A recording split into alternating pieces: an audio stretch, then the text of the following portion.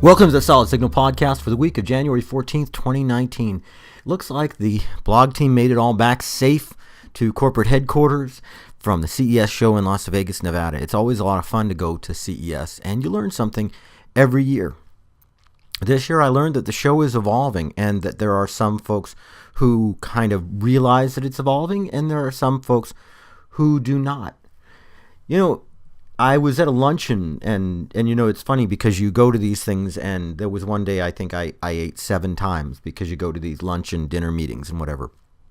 But I was at a luncheon where somebody reminded me that back in 2006, which is the first year that I went to CES, there was an entire hall filled with nothing but audio equipment, and there was pretty much no participation at all from the auto industry.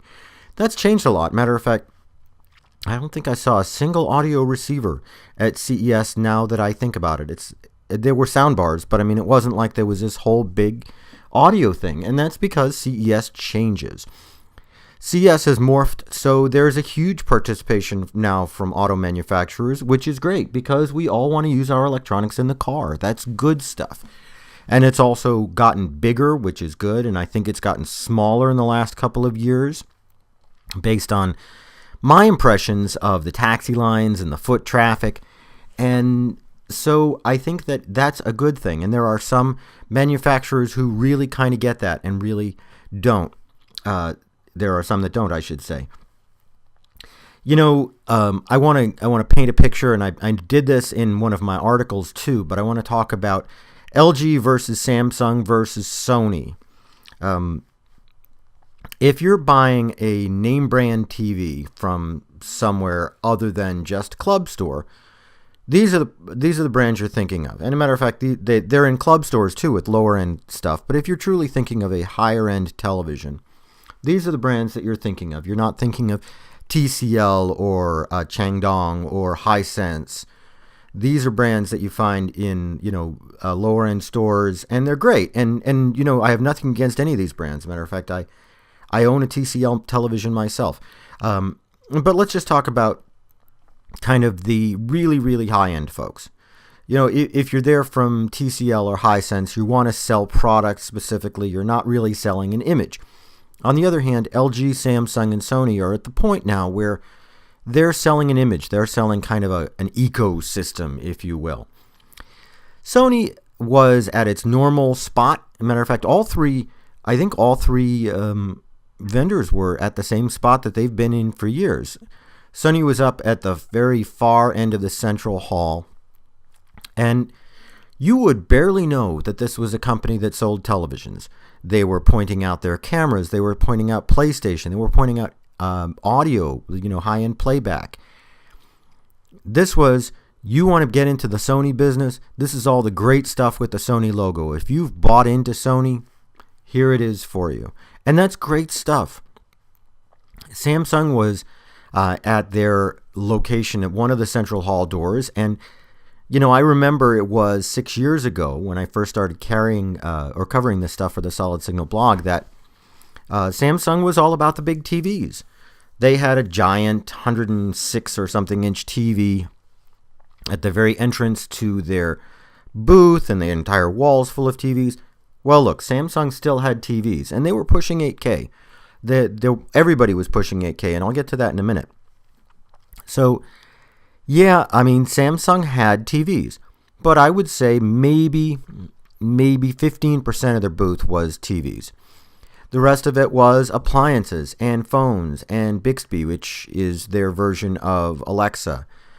And Samsung was selling the entire Samsung experience. They know that TVs aren't necessarily the premium purchase for most people. Most people at this point are going to spend more on a refrigerator than they spend on a TV. And they want something that is kind of neat and cool, just like they used to want that out of a television. And then LG. I got to say, LG's been behind the curve for several years. They were the last manufacturer to really show a 3D television at CES. And once again, they're in the premier spot. Most people who come into CES Central Hall, which is where all the big gadgets are, will come in through the LG booth. And the LG booth, which you probably saw on television, was made of probably 300 curved televisions in this gigantic space where they had mirrors on both sides, so it looked like it went on forever. LG wanted you to know they were in the television business. They had the roll-up TV. They had the giant video walls. They were showing 8K. For LG, it's all about television. Why? Because LG seems to be a little bit behind the curve. They don't get it. Everybody else is getting that. Most people buy their TVs today in club stores, and they're looking at a combination of price and a very baseline number of features. And so they're looking at how to expand the experience. LG just wants to sell you a TV. Now, getting to those TVs for a minute, I have to tell you, and I'm not necessarily intending to be super negative on LG. It's just that I didn't connect with them. I think they probably spent $250,000 on this experience, and I'm not quite sure it was well spent. They got a lot of press, but are they going to sell a lot of products? I don't know. The roll-up television, I got to say, was a drag. 10 to 15 seconds, I think, is what it takes to get that TV from folded to unfolded, and who wants to wait that long at this point? And that's kind of silly. The case that it's in is pretty darn big.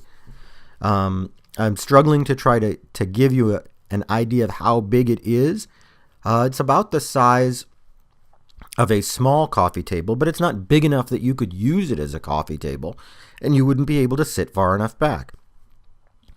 I just don't know who would buy this television. There used to be this company, and you'd see them at CES every year, that had these motorized mounts that put the television under the bed. The television would slide out and go up to the foot of the bed when you wanted it, and then it would slide back when you didn't.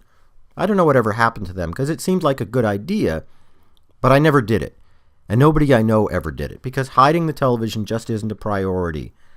If you have a gigantic, super high-end television, you're not going to want to hide it. Who wants to hide the television? The people who buy a $600 television, they want to hide it. And you're not going to find those people buying a roll-up television. It just doesn't make sense. And then I want to talk about 8K. LG had probably the most poignant way of describing 8K, because they actually had sort of magnifying glasses on screen that showed you, hey, look, if we make the detail really big, you can see that there's a lot of it. And that's what I said last week in my podcast, which is you have to be about 2.5 feet away from an 8K television in order to see that there's any difference. Oh, sure, when it does truly get up to wall size, and Samsung was showing their wall size TV again, then you'll want 8K. I mean, when you have a TV that's literally 16 feet wide by 9 feet tall, then 8K makes a lot of sense. And you know what? I have a feeling we'll get there. Look at what's happened to TVs in the last 10 years. They've just gotten gigantic and gigantic and gigantic, and they're going to continue to get even bigger and bigger and bigger. And that's when 8K will make sense. But today, 8K was completely unimportant. Most of the manufacturers I saw showing 8K televisions were showing 4K content on them. And how could I tell? Because I get, 1.5 feet away from it, and I could see that it wasn't pixel perfect, like it would be if it were 8K. CES continues to evolve, which is a great thing. I could give you a list of all the stuff that used to be at CES and isn't. That's good, right? That really is. That we're seeing new and different stuff all the time from CES, and it's going to continue to evolve, and I have a feeling that LG will continue to be on the trailing end, which is a shame because they're a really good company, and I would like to see them be a little bit more forward-thinking, but that's not apparently their position in the marketplace.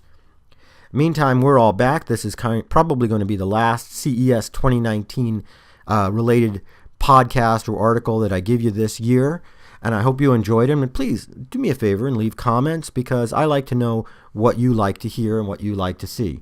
You can leave a comment anywhere you find it on this, where you find the podcast, wherever you download it, or you can leave a comment at blog.solidsignal.com or on our Facebook channel or whatever tends to make you happy and float your boat. That's about it for me right now, and I will talk to you again next week.